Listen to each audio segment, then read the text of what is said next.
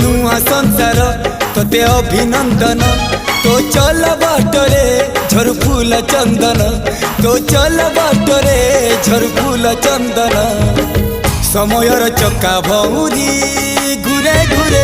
फूले कांदनालो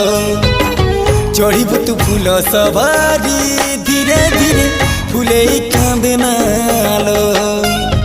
बाहादर सुख परा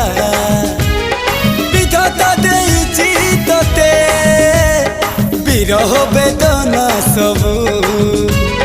सहिबाकु हवा मते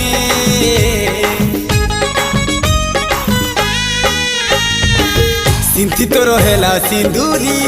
धारे धारे फूले कांदनालो चढ़ीबु तू फूल सवारी धीरे धीरे फूले कांदनालो।